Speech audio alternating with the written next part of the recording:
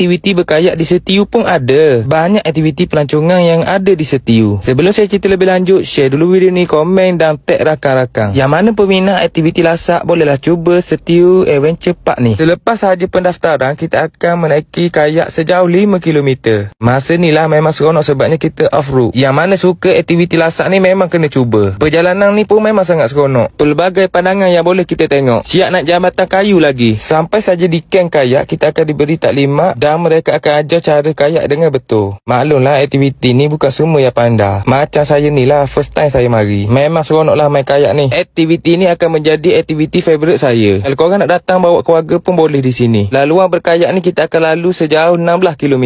Pelbagai halangan, cabaran yang kita akan hadapi. Nanti ada beberapa checkpoint yang kita akan berhenti rehat. Yang mana belum cuba lagi aktiviti ni, bolehlah cuba. Mari di Setiu Adventure Park ni. Pakej yang disedia pun sangat menarik. Harga serendah RM50 je. Minimum mari 4 orang pun boleh dah. Dia ada beberapa pakej yang korang boleh join. Di sini checkpoint rehat kita yang pertama. Konok main-main kayak, lepas tu boleh mandi-manda. Air pun tak dalam mana. Lagi best, air dia sangatlah jernih. Kasih kita berkayak ni di Kampung Lakak Setiu. Mari Setiu, banyak aktiviti yang korang boleh buat. Bukan sekadar datang ke Pulau Redang, Setiu Wetland, dan sekarang ada tempat baru, Setiu Adventure Park. Selepas selesai aktiviti berkayak, pakej ni juga akan menyediakan makan juga. Menu yang disediakan memang sangat menarik. Menu masakan kampung di kawasan sini. Yang paling best menu ikan baung. Kena pulak sambal belacang dan budu. Memang sangat-sangat seronok aktiviti macam ni. Jomlah cuba join aktiviti ni. Jangan lupa share ya. Terima kasih.